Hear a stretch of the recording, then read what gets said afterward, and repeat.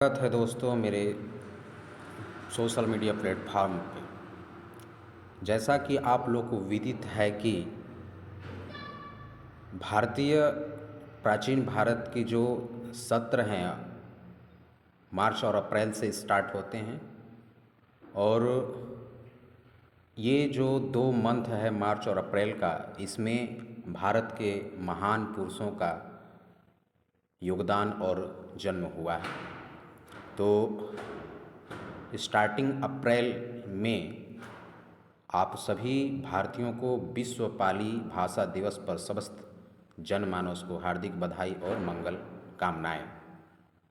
भारत के लोग कहीं अपने वास्तविक इतिहास को जान न पाएं, इसलिए आपको अपने प्राचीन और मूल इतिहास से दूर रखने के लिए ही 1 अप्रैल को मूर्ख दिवस की भ्रांति फैलाई जाती है। अप्रैल जो मंथ है, प्राचीन भारत के विकसित भाषा का इसमें विकास हुआ था। तो 1 अप्रैल को विश्व पाली भाषा दिवस के रूप में मनाया जाता है।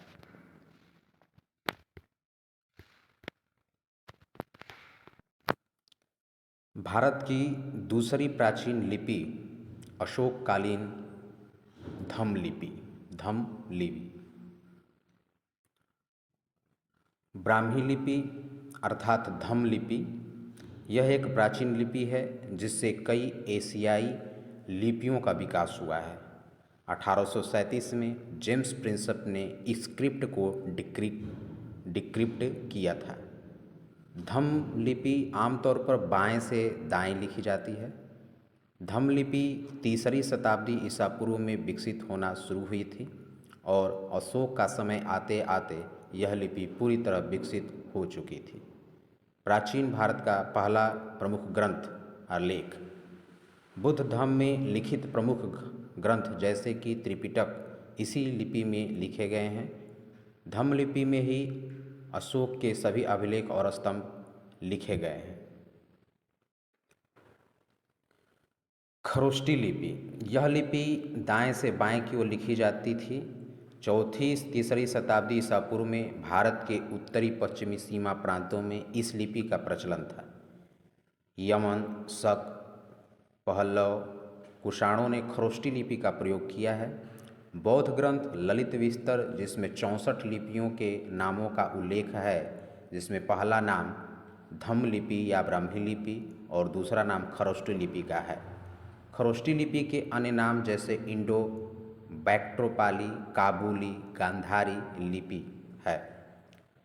जनरल कनिंघम के अनुसार खरोष्टी लिपि अरमाइक लिपि का एक नया रूप है। खरोष्टी लिपि में भोजपत्र में लिखी हुई धम्म पद की एक प्रति सबसे प्राचीन उपलब्ध पुस्तक है। खारवेल के हाथी कुंभा से प्राप्त अभिलेख में उपलब्ध धम्म लिपि अर्थात ब्राह्मी लिपि। हाथीकुंभा अभिलेख, कलिंग के राजा खारवेल का हाथीकुंभा शिलालेख। इस कुंभा के ऊपरी भाग पाली प्राकृत भाषा तथा धम्म लिपि अर्थात ब्राह्मी लिपि में लिखा हुआ एक 17 पंक्तियों का लेख है। कुछ इतिहासकार एक मत नहीं है, लेकिन ज़्यादातर इतिहासकार इस शिलालेख को 100 ईसा पूर्व से 100 ईस्वी के मध्य का मानते हैं। नमो अर्हतो, इस शब्द के कुछ इतिहासकार राजा खारवेल को जैन धर्म का मानते हैं, लेकिन नमो तस् भगवतो अर्हतो यह शब्द बुद्ध को प्रयोग हुआ है। प्राचीन भारत की प्राचीन लिपि कुषाण या सातवाहन कालीन धम्म लिपि। कुषाणकालीन ब्राह्मी लिपि नानघाट अभिलेख महाराष्ट्र धम्म लिपि या ब्राह्मी लिपि 2री शताब्दी ईसा पूर्व। सातवाहन के शासनकाल के दौरान नानेघाट दर्रा व्यापार मार्गों में से एक था। 1828 की गर्मियों के दौरान लंबी पैदल यात्रा के दौरान विलियम शाइक्स द्वारा खोजा गया।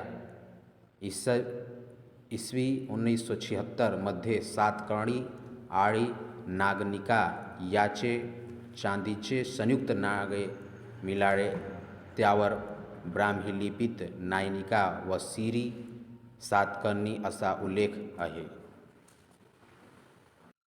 गुप्त लिपि प्रारंभिक गुप्तकालीन धम्म लिपि या ब्राह्मी लिपि 5वीं या 6वीं शताब्दी.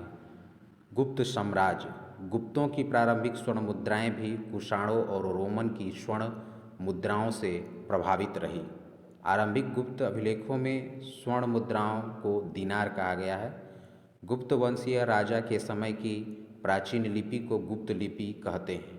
1837 से 1838 का कप्तान ट्रायर, डॉक्टर बिल, जेम्स प्रिंसेप और चार्ल्स विल्कन्स ने गुप्त वंशीय राजाओं के समय के शिलालेख, ताम्रपत्र, दानपत्रों और सिक्कों के पढ़ने में सुगमता हुई.